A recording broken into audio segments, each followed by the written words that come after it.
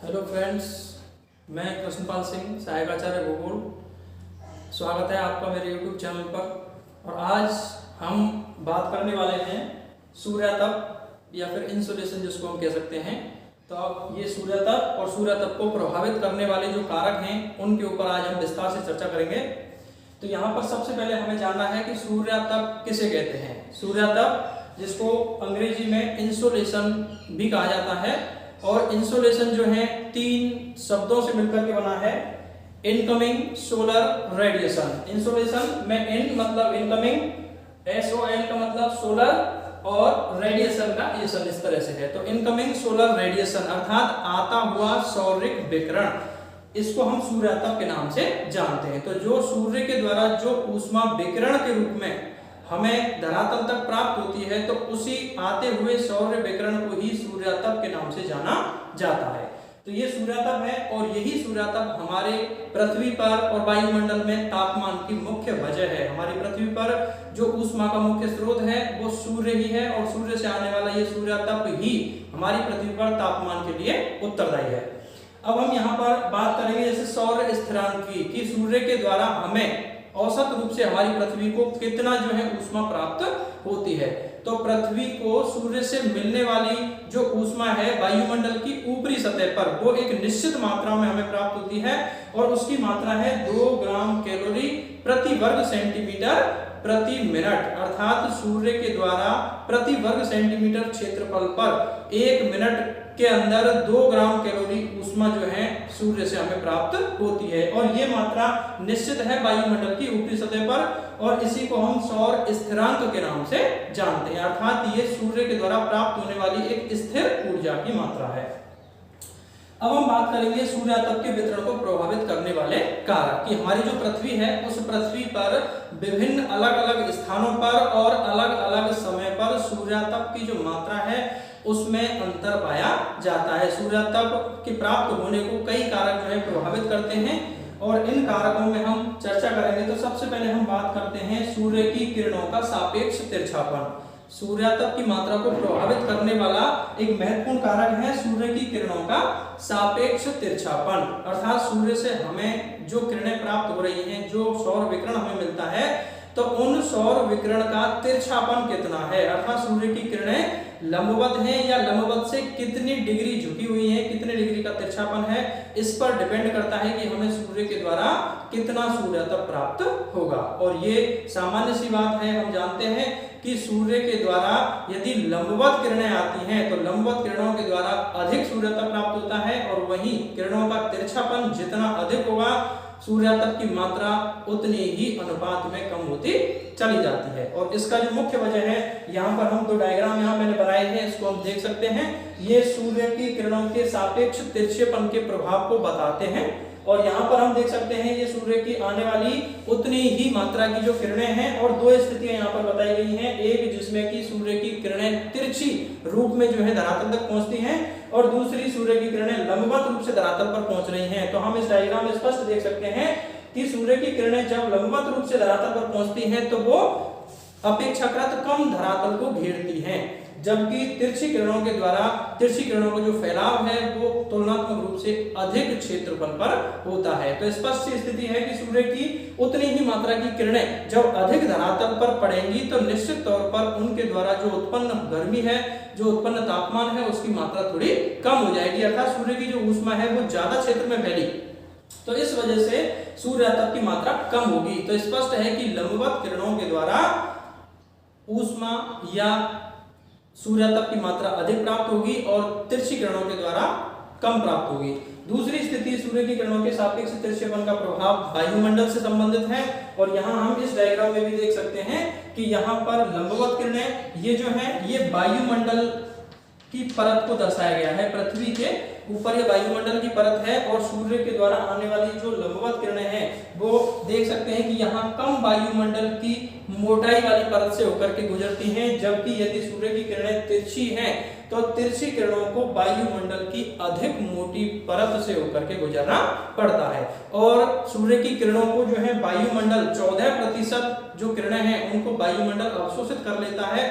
तो स्पष्ट सी स्थिति है कि वायुमंडल की पतली परत से होकर के यदि सूर्य की किरणें जाएंगी तो उनमें सूर्य की किरणों में ऊष्मा का ह्रास कम होगा, जबकि यदि वायुमंडल की मोटी परत से होकर के सूर्य तप गुजरेगा तो उसमें सूर्य तप की ऊष्मा जो है उसका लॉस ज्यादा होगा। यही कारण है कि लंबवत किरणों के द्वारा सूर्य तप की मात्रा अधिक प्राप्त होती है, जबकि तिरछी किरणों के द्वारा सूर्य तप की मात्रा कम प्राप्त होती है। अब हम सूर्य तप के वितरण को प्रभावित करने वाला दूसरा कारक की बात करते हैं, और दूसरा कारक है दिन की अवधि। कि हमारी पृथ्वी के विभिन्न स्थानों पर ये हम जानते हैं कि सूर्य के सापेक्ष पृथ्वी की स्थिति जो है बदलती रहती है, और कभी सूर्य उत्तरायण होता है और कभी दक्षिणायन होता है, तथा कभी सूर्य जो है भूमध्य रेखा पर लंबवत चमकता है। और इस उत्तरायण, दक्षिणायन और भूमध्य रेखा पर लंबवत स्थिति के दौरान पृथ्वी के विभिन्न स्थानों पर दिन की अवधि में क्रम से अंतर आता चला जाता है। जब सूर्य उत्तरायण होता है तो उत्तरी गोलार्ध में दिन बड़े और रातें छोटी होती हैं, और जब सूर्य दक्षिणायन होता है तो दक्षिणी गोलार्ध में दिन बड़े और रातें छोटी होती हैं। लेकिन जब सूर्य भूमध्य रेखा पर लंबवत चमकता है तो पृथ्वी के दोनों ही गोलार्धों में बराबर 12 घंटे का दिन और 12 घंटे की रात होती है। और इस प्रकार से सूर्य के इस स्थिति, उत्तरायण या दक्षिणायन की स्थिति के अनुसार विभिन्न स्थानों पर दिन की अवधि में अंतर पड़ जाता है। और ये सामान्य सी बात है कि हम समझ सकते हैं इस चीज को कि सूर्य के द्वारा प्राप्त होने वाली जो ऊष्मा है वो दिन की अवधि पर निर्भर करेगी। यदि दिन जिसमें हमें सूर्यातप प्राप्त होता है उसकी अवधि लंबी होगी तो निश्चित तौर पर सूर्यातप की मात्रा भी अधिक होगी, और यदि दिन की अवधि छोटी है तो सूर्यातप की प्राप्त होने वाली मात्रा भी कम होगी। तो स्पष्ट सी स्थिति है कि दिन की अवधि भी किसी क्षेत्र में सूर्यातप के वितरण को प्रभावित करती है। अब हम बात करेंगे तीसरे कारक की जो सूर्यातप की मात्रा को प्रभावित करता है, और तीसरा कारक है पृथ्वी से सूर्य की दूरी। कि हमारी जो पृथ्वी है वो एक अंडाकार कक्षा से सूर्य के चारों ओर परिक्रमा करती है, और इस अंडाकार मार्ग में पृथ्वी की दूरी जो है सूर्य से वो अलग अलग स्थितियों में बदलती रहती है, और इसी आधार पर पृथ्वी से सूर्य की दूरी के अनुसार सूर्यातप की मात्रा भी बदलती है। जब पृथ्वी सूर्य के सबसे नजदीक होगी, जिसको हम यहाँ देख सकते हैं लिखा हुआ है उपसौर की स्थिति हम बोलते हैं। उपसौर वह स्थिति है जब पृथ्वी सूर्य के सबसे अधिक नजदीक होती है, सबसे कम दूरी पर होती है, उस स्थिति को उपसौर की स्थिति कहा जाता है।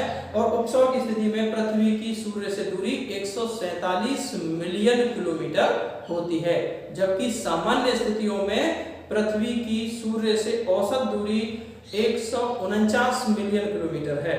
तो हम देख सकते हैं कि लगभग 2 से 2.5 मिलियन किलोमीटर नजदीक हो जाती है पृथ्वी।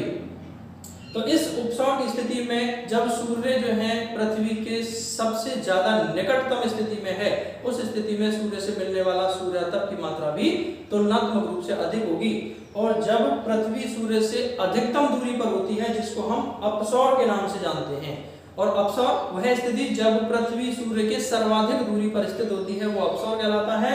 और अपसौर में पृथ्वी की सूर्य से जो दूरी है वो लगभग 152 मिलियन किलोमीटर होती है। और इस स्थिति में सूर्य से मिलने वाला जो सूर्यातप है वो तुलनात्मक रूप से कम प्राप्त होता है। तो पृथ्वी से सूर्य की जो दूरी है इसके आधार पर भी सूर्यातप की मात्रा प्रभावित होती है। जब पृथ्वी सूर्य के नजदीक होगी तो अधिक सूर्यातप प्राप्त होगा, और पृथ्वी सूर्य के जितने अधिक दूर होगी सूर्यातप की मात्रा भी क्रम से उतनी ही कम हो जाएगी। अब हम आगे बात करते हैं सूर्यातप को प्रभावित करने वाला जो अगला कारक है, और अगला कारक है सौर कलंक। और सौर कलंक, तो सबसे पहले हमें ये जानना है कि सौर कलंक है क्या चीज।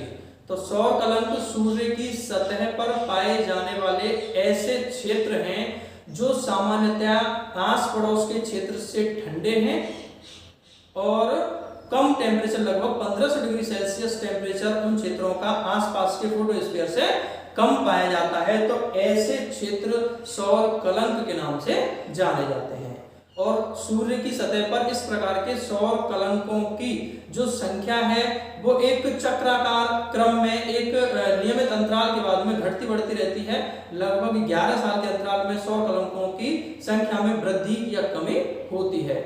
और सौर कलंक की स्थिति में सूर्य जो है, जब सूर्य की सतह पर सौर कलंकों की संख्या ज्यादा होगी, सौर कलंक अधिक होंगे, तो सूर्य से होने वाला विकिरण बढ़ जाता है। सूर्य से होने वाले जो विकिरण की मात्रा है उसमें वृद्धि हो जाती है, और इसी कारण से जब सूर्य की सतह पर सौर कलंकों की संख्या अधिक होती है तो सूर्यताप की मात्रा भी बढ़ जाती है, और जब सौर कलंकों की संख्या कम होती है तो पृथ्वी को सूर्य से सूर्यताप की प्राप्त होने वाली मात्रा थोड़ी कम हो जाती है। तो स्पष्ट स्थिति है कि सूर्यताप की मात्रा को प्रभावित करने में सौर कलंक भी एक महत्वपूर्ण कारक होते हैं। और अब हम बात करेंगे आखिरी कारक की, और आखिरी कारक है वायुमंडल का प्रभाव, कि सूर्य से आने वाला जो सूर्यताप है, जो सौर विकिरण है, वो धरातल तक पहुंचने से पहले उसको वायुमंडल की परत से होकर के गुजरना पड़ता है। और इससे पहले हमने पृथ्वी का ऊष्मा बजट पढ़ा, और ऊष्मा बजट में हमने ये देखा कि वायुमंडल सूर्य से आने वाले सौर विकिरण के 14% रेडिएशन को 14% विकिरण के भाग को अवशोषित कर लेता है, और काफी अधिक मात्रा को वायुमंडल जो है लगभग 35% जो भाग है उसको वायुमंडल विभिन्न रूपों में एक तरह से परावर्तित कर देता है। तो वायुमंडल का प्रभाव सूर्यताप की मात्रा पर पड़ेगा, तो विभिन्न क्षेत्रों में वायुमंडल की संगठन संरचना में भिन्नता पाई जाती है। वायुमंडल में किस क्षेत्र में किस प्रकार की गैसें हैं, जलवाष्प की मात्रा कितनी है, धूल के कण कितने हैं, इन चीजों से सौर विकिरण का परावर्तन, अवशोषण और प्रकीर्णन, इन विभिन्न प्रकार की प्रक्रियाएं प्रभावित होती हैं। और यही कारण है कि धरातल तक मिलने वाला सूर्यताप की मात्रा वायुमंडल के प्रभाव पर भी निर्भर करती है। वायुमंडल किस कंडीशन का है उस आधार पर सूर्यताप की मात्रा बदलती रहती है। तो इस प्रकार से ये सूर्यताप को प्रभावित करने वाले विभिन्न कारक थे जो धरातल तक पहुंचने वाले सूर्यताप की मात्रा को प्रभावित करते हैं। उम्मीद करता हूं आपको मेरा वीडियो पसंद आया होगा। अब मिलते हैं अगले वीडियो के साथ। धन्यवाद।